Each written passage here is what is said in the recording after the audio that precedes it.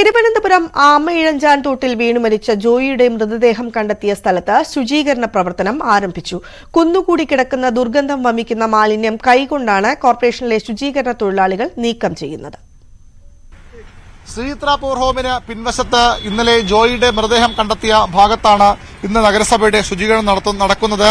Ton കണക്കിന് മാലിന്യങ്ങൾ ഒരു മാലിന്യ മല പോലെ ഈ ആമയിഴഞ്ചാൻ തോടിൽ കുന്നുകൂടി കിടക്കുന്നതാണ് ഇന്നലെ നമ്മൾ കണ്ടത്. ജോയിയുടെ ഭൗതികദേഹം ഒഴുകി വന്ന് തടഞ്ഞു നിന്നത് ഈ മാലിന്യ കൂമ്പാരത്തിലാണ്. അത് ഇന്നലെ തന്നെ പക്ഷേ ചില ഭാഗങ്ങളിലൊക്കെ ഇവിടെ ഒരു തോട് ഒഴുകുന്നുണ്ടോ എന്ന് പോലും മനസ്സിലാക്കാൻ കഴിയാത്ത തരത്തിൽ പൂർണ്ണമായും മാലിന്യങ്ങൾ കൊണ്ട് നിറഞ്ഞ ഭാഗമാണ് ഇന്നലെ നമ്മൾ കണ്ടത്. ഇപ്പോഴും അതിന്റെ ഒരു ഭാഗം അതേപോലെ കിടക്കുന്നു. പക്ഷേ ഇന്ന് രാവിലെ മുതൽ നഗരസഭയുടെ ശുചീകരണ തൊഴിലാളികൾ ഇവിടെ നിന്ന് മാലിന്യങ്ങൾ നീക്കം ചെയ്യുന്നുണ്ട്. ഒരു ഭാഗത്ത് നിന്ന് വലിയ മുളങ്കമ്പ് ഉപയോഗിച്ച് അത് കുത്തി മറ്റു ഭാഗത്തേക്ക് ഒഴുക്കിവിട്ട് അവിടെ ശേഖരിക്കുന്നതാണ് നമ്മളിപ്പോൾ കാണുന്നത്. ഇങ്ങനെ ശേഖരിച്ചാൽ മാത്രം പോരാ, ഇത് കൃത്യമായി വലിയ പ്ലാസ്റ്റിക് ക്യാരി ബാഗുകളിലും ചാക്കുകളിലും തലസ്ഥാനവാസികൾ പ്രബുദ്ധരെന്ന് അവകാശപ്പെടുന്ന വലിയ വിദ്യാഭ്യാസവും വിവരവും ഉണ്ടെന്ന് അവകാശപ്പെടുന്ന തലസ്ഥാനവാസികളും ഇവിടുത്തെ കച്ചവടക്കാരുമൊക്കെ വലിയ ഭാണ്ഡക്കെട്ടുകളായി കൊണ്ട് ഈ ജലാശയത്തിലേക്ക് തള്ളുന്ന എറിഞ്ഞു പോകുന്ന വാഹനങ്ങളിൽ വന്ന് എറിഞ്ഞു പോകുന്ന ഈ മാലിന്യ ഭാണ്ഡക്കെട്ടുകൾ ഓരോന്നും അഴിച്ചു പെറുക്കി അതിൽ ഉള്ള മാലിന്യങ്ങൾ ജൈവവും അജൈവവും ഒക്കെ തരംതിരിച്ച് പ്ലാസ്റ്റിക്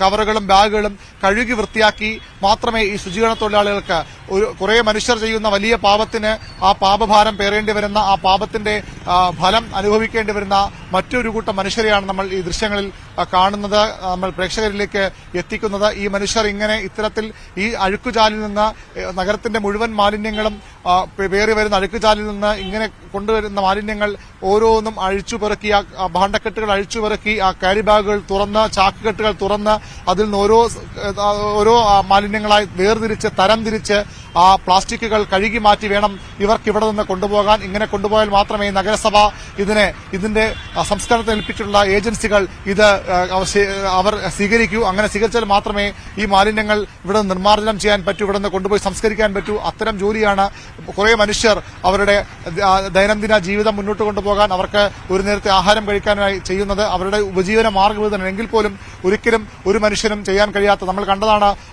റെയിൽവേയുടെ കോമ്പൗണ്ടിലെ ടണലിനുള്ളിൽ സ്കൂബ ഫയർഫോഴ്സിന്റെ സ്കൂബ ഡൈവിംഗ് സംഘവും നേവി ഉദ്യോഗസ്ഥരും മറ്റു ഉദ്യോഗസ്ഥരും ഒക്കെ ഇത്തരത്തിൽ ഈ മാലിന്യങ്ങൾ നിറഞ്ഞ ആ ജലാശയത്തിൽ കഴിഞ്ഞ എത്രയോ മണിക്കൂറുകൾ ജോയിക്ക് വേണ്ടി തിരച്ചിൽ നടത്തിയത്. അതുപോലെ തന്നെ ഈ ദിവസവും ചെയ്യുന്ന ആളുകൾ അന്നത് അത് കണ്ട് ഒരുപക്ഷെ കേരളം കരഞ്ഞതാണ്, അവരുടെ ആത്മസമർപ്പണത്തെ പുകഴ്ത്തിയതാണ്. പക്ഷേ നഗരസഭയുടെ ഈ ജീവനക്കാർ വർഷത്തിൽ 365 ദിവസവും ചെയ്യുന്നത് ഇത്തരം ജോലികളാണ്.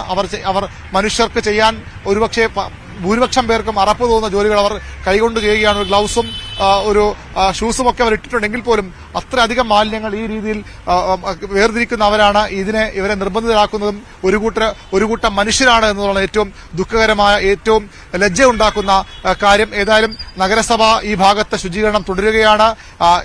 ഈ തൊഴിലാളികൾ പറഞ്ഞതനുസരിച്ച് കഴിഞ്ഞ ദിവസങ്ങൾക്ക് മുമ്പ് ആഴ്ചകൾക്ക് മുമ്പ് ഇതേ സ്ഥലത്ത് അവർ ഇത്തരത്തിലുള്ള ശുചീകരണം നടത്തിയതാണ്. എന്നിട്ടും ഒരു കുറവും ഉണ്ടാകുന്നില്ല. വീണ്ടും ഇവിടേക്ക് മാലിന്യങ്ങൾ ഒരു നാണവുമില്ലാതെ ഒരു ഉളുപ്പുമില്ലാതെ തലസ്ഥാനവാസികൾ വലിച്ചെറിയുകയാണ്. അവർക്ക് മാലിന്യങ്ങൾ നിക്ഷേപിക്കാനുള്ള ഇടമായി മാത്രം ഈ ആമയിഴഞ്ചാൻ തോട് മാറുന്നു. തങ്ങളുടെ വീട്ടിലും തങ്ങളുടെ സ്ഥാപനങ്ങളിലും ഉണ്ടാകുന്ന എല്ലാ മാലിന്യങ്ങളും വലിച്ചെറിഞ്ഞ് ആരുടെയും കണ്ണിൽപ്പെടാതെ വിജയികളായി ചാമ്പ്യന്മാരായി അവർ വലിച്ചെറിഞ്ഞ് കടന്നുപോകുമ്പോൾ ഇത്തരം മനുഷ്യരെ കൂടി ഓർക്കണം. ഇവർ മാറ്റാതിരുന്നാൽ, ഇവർ ഒരു വീഴ്ച വരുത്തിയാൽ ഈ നഗരം വീണ്ടും വലിയ വെള്ളപ്പൊക്കത്തിലേക്ക് പോകും. ഈ നഗരത്തിൽ വലിയ പകർച്ചവ്യാധികൾ പടർന്നു പിടിക്കും. രോഗങ്ങൾ വരുമ്പോൾ കരയുകയും വെള്ളപ്പൊക്കം ഉണ്ടാകുമ്പോൾ അത് നഗരസഭയുടെയും സർക്കാരിന്റെയും ഉത്തരവാദിത്തമാണ്. അവരുടെ വീഴ്ചയെന്ന് പറഞ്ഞ് വിമർശിക്കുകയും മാത്രമല്ല, ഇത്തരം മാലിന്യങ്ങൾ കഴിവതും സർക്കാർ നിർദ്ദേശിക്കുന്ന, നഗരസഭ നിർദ്ദേശിക്കുന്ന, അധികാരികൾ നിർദ്ദേശിക്കുന്ന മാർഗങ്ങളിലൂടെ സംസ്കരിക്കാനുള്ള മാന്യത കൂടി തലസ്ഥാനവാസികൾ കാട്ടണം.